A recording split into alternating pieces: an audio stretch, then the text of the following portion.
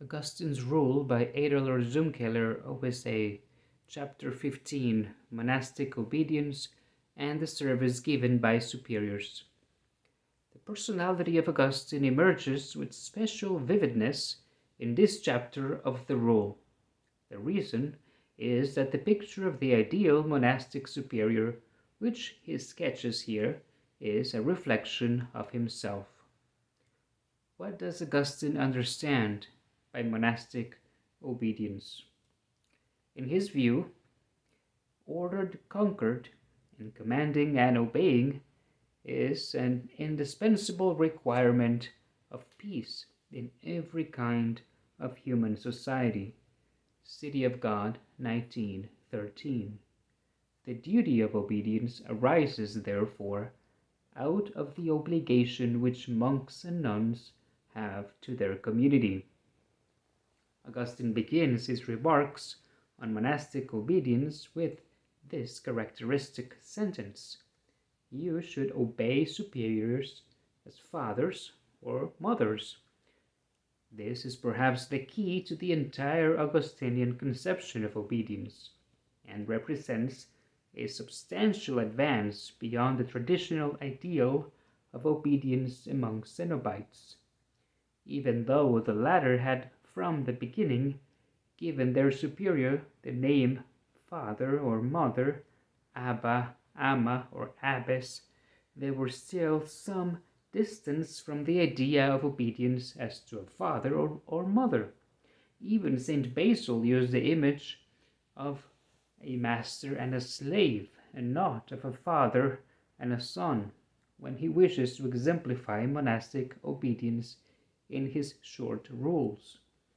It is Augustine's merit to have transformed the rigid command obedience pattern followed in Eastern monasteries into a more human and personal relationship that is based entirely on mutual trust and Christian love. Furthermore, within an indispensable framework of order and holy freedom reigned in Augustine's monasteries.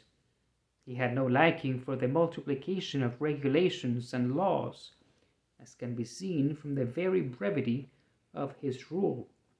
His concern was always that the obligation of monastic obedience should not become a hard yoke. He himself must have been an ideal superior in his dealings with subjects. At least, it seems that he rarely had to complain of serious cases of insubordination.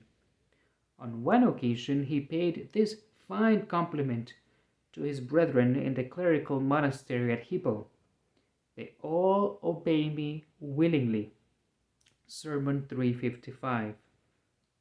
One point to be considered, of course, is that the psychological difficulties of obedience may not have been so keenly felt at that time as they often are today. Subjection to an unlimited paternal authority in the home, and even to the sometimes harsh and very rigid exercise of power by civil authorities, was taken much more for granted then than now. Augustine regards the office of monastic superiors as a kind of divine commission for which they must some day render an account to God. Consequently, superiors, like their subjects, must obey God's will. He has, as it were, placed them in the service of the brothers and sisters entrusted to them. From this, Augustine concludes that their commands and instructions have the authority of God behind them, and he therefore requires that his brothers and sisters show reverence to superiors, lest God be offended in them. Even from the lips of bad superiors, subjects will hear the voice of God, because light is not defiled by passing through what is unclean. On John's Gospel 5:15. Obedience may be refused only when superiors command what is against the law of God, on Psalm 70:1 and 2. Augustine paints a loving picture of the relationship of mutual trust that exists between superiors and subjects. The basic traits of the ideal superior, as depicted in the rule of Saint Benedict about 120 years later, are already present in Augustine's picture. On this point, Benedict took Augustine as a guide and borrowed from him a statement which the latter makes in a sermon on the office of bishop. As superiors, he writes, we should rejoice not that we have authority over you, but rather that we are of service to you. Sermon 340, 1. Augustine expresses the same idea in this chapter of the rule. Your superiors must think themselves fortunate not because they rule in virtue of their office, but because they serve in love. Superiors must be characterized by loving concern, not by a domineering attitude. They must look upon their office as a service, for it is in selfless service that they, like everyone else, must find their happiness. Augustine laid great store by the idea that every office in church and monastery is a form of service, and he could appeal in defense of it to the words of Jesus himself. The greatest among you must be your servant. Matthew 23:11. He considered the quest of power and of power-oriented mentality to be unchristian. Thus he says in a sermon, those who in the exercise of governance in the church seek their own prestige and look only to their own advantage, feed only themselves and not the flock entrusted to them. Sermon 46:1. The authority of superiors should be based less on the reverent respect than on the love and trust of their subordinates. Augustine writes, though both are necessary, they should strive to be loved by you rather than feared. Superiors should therefore not be mistrustful and petty in their dealings with the members of their community. Despite the many saddening experiences Augustine must have had as a monastic superior, he could say of himself, I think only good of my brothers, and I always trust them. Sermon 355. Posidus tells us that Augustine gave the brethren of his episcopal monastery a great deal of independence in the exercise of their offices, and reserved only a supervisory role for himself. Life 24. The rule says that the first duty of superiors is to see to it that these precepts are all observed. The most important means they have of securing this observance is their own good example. They must be a model of good works for all, and must themselves love discipline. For only those who have themselves first learned to obey can demand obedience from others.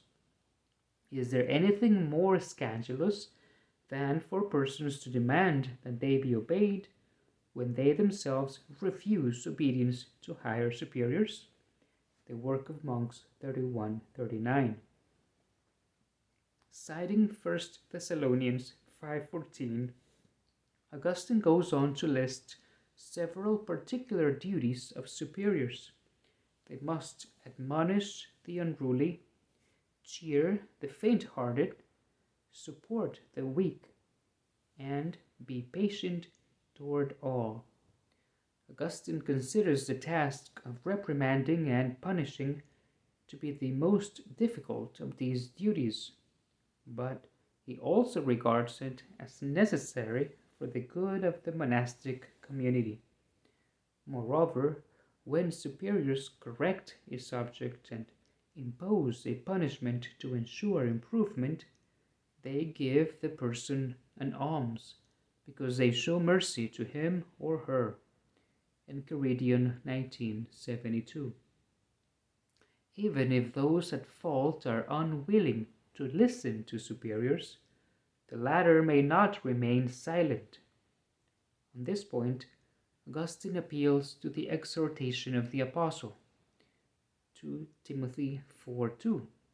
Preach the word, stand up for it, whether or not they want to hear it. Sermon 46. Superiors must not limit themselves, of course, to admonishing and punishing. Their subjects also expect solace and help. They must be aware of their subjects' weaknesses, both interior and exterior, and try to help them patiently and lovingly. They should look for the causes of timidity and despondency and try to find remedies. They must not abandon their subjects to their own resources in their troubles, be these large or small. Augustine requires that superiors have a great deal of patience, as well as a strong sense of responsibility.